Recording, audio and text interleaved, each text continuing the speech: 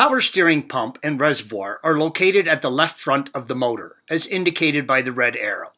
Chances are, if you are watching this video, you have replaced the pump or reservoir and have already removed most of these components. While you do not need to remove anything to just top up the fluid, it is easier to get a few simple things out of the way when filling and bleeding. Remove the front engine cover, yellow arrow, by pulling it straight up and off the center of the piece.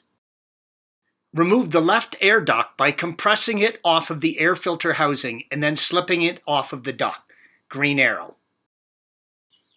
Make sure to carefully clean around the cap and the reservoir, red arrow. Introducing dirt into the system is as bad as getting air in. Always use the correct fluid for your system.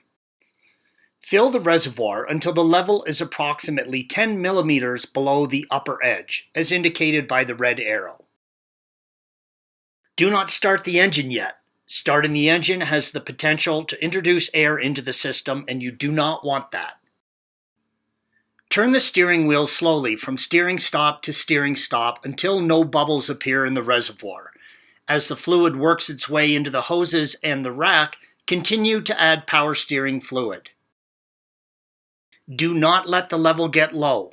Turn the wheel slowly at least 30 times in each direction from stop to stop.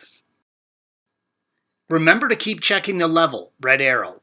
When you first start turning the wheel, you should be continuously pouring in fluid as the fluid moves from the reservoir to the hoses and rack. Start the motor, but do not touch the steering wheel. With the motor running, you should be constantly checking the level of the reservoir and adding fluid as needed to make sure the reservoir does not get low. With the engine running, slowly turn the steering wheel several times from stop to stop and add fluid as needed. Repeat this procedure until the level in the reservoir remains constant and no bubbles are visible.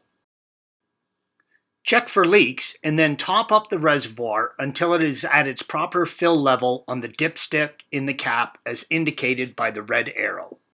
Thanks for watching. Click here to view the original article along with hundreds of other DIY content for your car.